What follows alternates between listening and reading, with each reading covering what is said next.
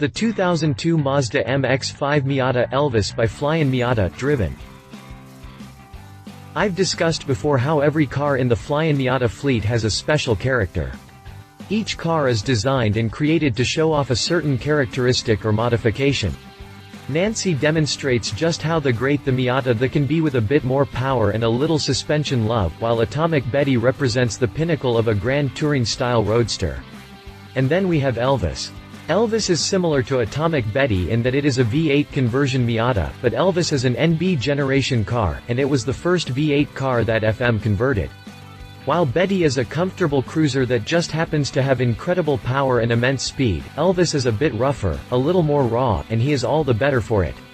With a more horsepower thanks to a different engine cam, the smaller size and weight that comes with the older generation cars, and the inherently less rigid NB chassis, Elvis has a feel that is all his own. Do all these differences make Elvis an inferior machine to the mighty Betty, or is he great just the way he is?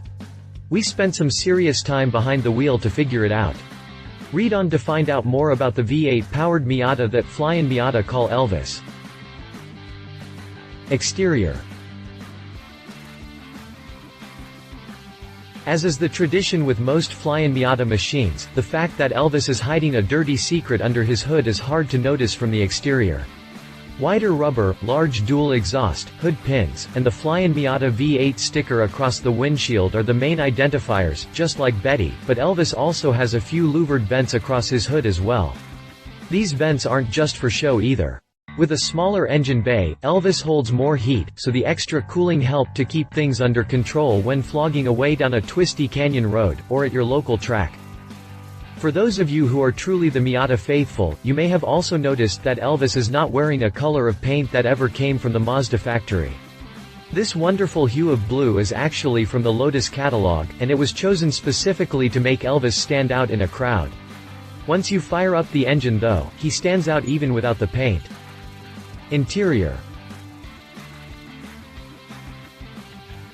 The inside of Elvis is fairly traditional Miata with a few thoughtful touches to class things up and even improve performance slightly. The gauges have been swapped for the Flyin Miata units, the small placard signifying the shift pattern, and the aftermarket shift knob all make the interior a bit more usable, and then you get to the seats. The seats are still the same stock buckets you get in an NB Miata, but the covers have been modified with huge suede inserts in the center. According to Flyin Miata owner Bill Cardell, this modification was purely for performance. The stock buckets just didn't have enough lateral grip to keep up with Elvis's performance, so the suede has been used because it is a gripper material. It also adds a nice luxurious touch to the otherwise Spartan cabin. The only other serious change is the addition of the Hard Dog Sport Fat Boy roll bar. Drivetrain. Obviously, when you have a V8 Miata, this is the most important part.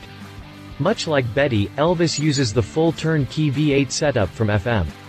That includes the clutch and air intake from a Z06 Corvette, the air filter from a ZR1 Corvette and a clutch pack rear differential from the rear of the Cadillac CT-SV.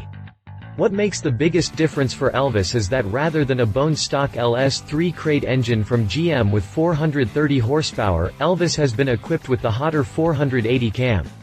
That means that GM basically says that Elvis's engine will produce a mind-boggling 480 horsepower at the flywheel. Just like before, all that power goes through a T56 6-speed transmission and gets routed exclusively to the rear wheels. If you can get the launch right, you will hit 60 miles per hour from a standstill in about 3.8 seconds, and a top speed of well over 150 miles per hour should be possible, but FM has yet to properly test and quantify a maximum velocity. Suspension and braking. With 480 horsepower you need some solid kit to keep your car on the road and to bring it down from speed. Elvis has happily been equipped with such goodies. Rather than the little big brake kit and the FM Stage 2 suspension, Elvis comes with the even more hardcore Flyin Miata AFCO suspension setup and the FM Big Mama Jamma Stage 2 brake kit. The AFCO suspension setup was created for use in the Targa Newfoundland Rally. The system features a stiffer ride for maximum performance, but also has nearly 7 inches of maximum travel. That means that beyond making Elvis handle flat and level around the sharpest corners, the extra travel will keep the car planted over the roughest roads and deepest potholes. It is the first full Miata suspension system that has been built specifically to Flyin Miata's exact specifications. The brakes are equally as impressive as the suspension. FM's Big Mama Jamma Stage 2 brake kit brings an incredible 20 pistons to the party with a pair of 6-piston calipers up front and a pair of 4-piston calipers in the rear. You could stop a locomotive with a setup like this. The front rotors are a special 2-piece unit that was designed and created specifically for this application. The system also has some special alterations that allow it to work with the parking brake, which means that this kit is also fully SCCA legal. Another great benefit to this system is that besides the massive brake size, the kit will still almost any standard 15-inch wheel. Driving impressions. Driving Elvis was a far different experience than driving Atomic Betty. Gone is the soft rumble and easy manners of a GT car, they have been replaced with fury and pent-up aggression. Thanks to its hotter cam, Elvis exhibits a thumpy and burbling idle that is reminiscent of a classic muscle car. You sit at a stoplight and the whole car vibrates slightly with every rotation of the engine. It is like pure 60s nostalgia in the wrapper of a remade British roadster. It is a bit of a mind warp. The hotter cam and extra power also make it a bit harder to drive Elvis as well. It is hard to me smooth, and if you aren't gentle you'll light the rear tires up at every intersection. It is hoenage in the most glorious of fashions. Betty hid her power from the driver and the world.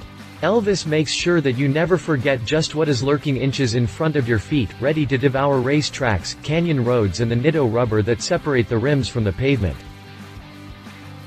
There is so much extra power in Elvis that if you really wanted to, you can set the beast in 5th gear and light up the rear tires from a dead stop. Yes, you can do a full-on burnout in 5th gear. If you really want to just eat tires, you can start in 1st, and if you are quick enough on the shifts and keep the revs high enough, you can reach 5th gear before the back end hooks up enough to launch you into the distance. If you learn how to tame the car, or just take off in 2nd gear like a sane person, you can really learn to appreciate what Elvis is.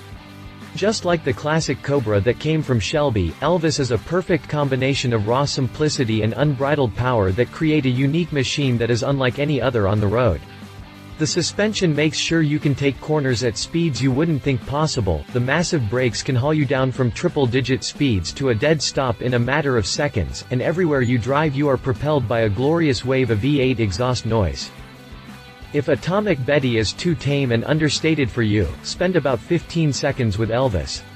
You will be ready to place your order before you manage to get it out of 2nd gear. Competitors. Chevrolet Camaro 1 Zloty convertible. You probably think I am a bit daft for considering the supercharged Camaro 1 Zloty convertible as a comparison to a Miata with a big engine crammed under the hood, but I'm not. Yes, the Camaro has a whopping 580 horsepower, a full 100 more raging ponies than Elvis has, but it's not all about power. The Camaro is a heavy car to begin with, and all those go-faster goodies have taken its toll on the muscle car. With a quoted curb weight of 4,374 pounds, the Camaro weighs nearly 1,800 pounds more than Elvis. 100 horsepower is a lot, but it certainly won't offset the performance penalty of more than 1,700 pounds. The Camaro does have a lot going for it though. It has back seats that mostly usable, a sweet retro style that looks great rolling down the street, and it has an even better warranty than Elvis. GM warranties all their crate motors for 2 years, but the Camaro gets a full 3-year bumper-to-bumper warranty. So it has more power, a nicer exterior and a better warranty, but you will have to pay for all those extras. With a starting price of $60,705, a 1 Zloty convertible will cost you more than $10,000 more than getting a turnkey conversion from FM will cost, including the price of the donor Miata. So, do you want speed and performance, or horsepower numbers and looks? Conclusion. I jumped into Elvis directly after spending some serious quality time with Atomic Betty, and at first I was quite disappointed. Gone was the smooth and sophisticated ride and performance I had fell in love with, all to be replaced with a brashness and undrivability I wasn't expecting. But then I figured out what Elvis really was. I wanted it to be a comfortable cruiser like Betty, but instead it is the opposite end of the scale. It yells and belches petrol at everyone who meanders by, the bright paint catches eyes for miles, and when you want to, it gives you the power to destroy most any dealer-bought performance machine you are likely to run into. Elvis is not a gentleman's car. Just like its namesake, it makes hearts melt, drinks too much, and will redefine your definition of rock and roll. This car just makes me want to do big smoky burnouts and scream hell yeah, all in the parking lot of local police precinct. Make no point about it, Elvis is a bit of an outlaw.